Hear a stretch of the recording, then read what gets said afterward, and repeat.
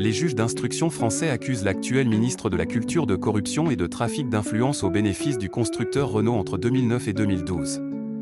Le patron du groupe à l'époque, Carlos Ghosn, désormais en fuite, voit lui aussi un procès ordonné contre lui. Invité sur la chaîne LCI, Rachida Dati a dénoncé mardi 22 juillet une procédure émaillée d'incidents et mis en cause le procureur financier de la République. Des propos qui n'ont pas tardé à faire réagir les autorités judiciaires. Et la justice française reproche à Rachida Dati des contrats de conseil juridique à Renault Nissan dirigés à l'époque par Carlos Ghosn pour 900 000 €, alors qu'elle était avocate et députée européenne. Les juges la soupçonnent d'avoir fait illégalement du lobbying au Parlement européen. Le renvoi en correctionnel concerne également Carlos Ghosn, l'ex-patron de Renault Nissan, arrêté au Japon en 2018 pour des revenus non déclarés aux autorités boursières, actuellement au Liban où il a fui de façon rocambolesque fin 2019. Il est désormais visé par un mandat d'arrêt international. Revers politique pour la candidate à la mairie de Paris. Figure centrale de la droite française depuis la présidence de Nicolas Sarkozy entre 2007 et 2012 et actuelle ministre de la Culture, Rachida Dati est candidate à la mairie de Paris. Déjà élue dans le 7e arrondissement, elle a fait de cette élection une priorité. Son renvoi en correctionnel est un sérieux revers en raison du risque judiciaire qu'elle encourt et des répercussions politiques qui en découlent.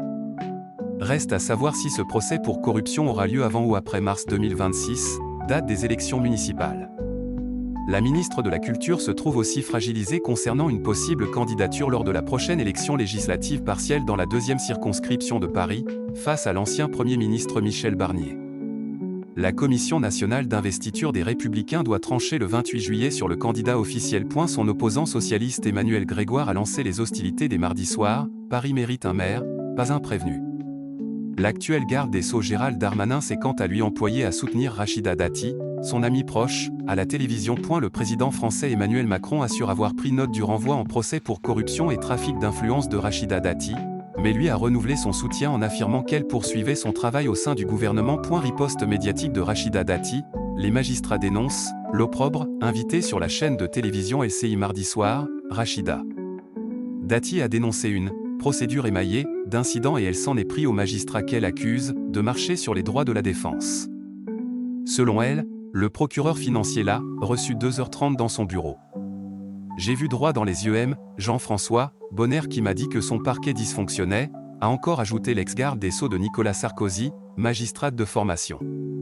Une mise en cause qui ne passe pas du tout. Ce 23 juillet, le président du tribunal judiciaire de Paris a dénoncé l'opprobre jeté par l'ex-ministre de la Justice sur l'institution. Si toute personne peut librement apporter tout élément d'explication utile à l'appui de sa défense, au titre d'une prise de parole assurant le respect de sa présomption d'innocence, l'opprobre jeté publiquement sur des magistrats soumis au devoir de réserve et ne pouvant répondre à ces attaques, jette le discrédit sur l'autorité judiciaire et sape la confiance légitime des citoyens dans la justice, a affirmé Peyman Gallet-Marsban dans un communiqué. Le procureur financier Jean-François Bonner, directement mis en cause sur LCI par Rachida Dati, a rejeté les accusations le visant, et réaffirmé son total soutien aux magistrats du parquet national financier qu'il dirige. Il a assuré avoir personnellement validé l'analyse de ses équipes demandant en novembre le renvoi en procès de Rachida Dati, acté le 23 juillet par les juges d'instruction.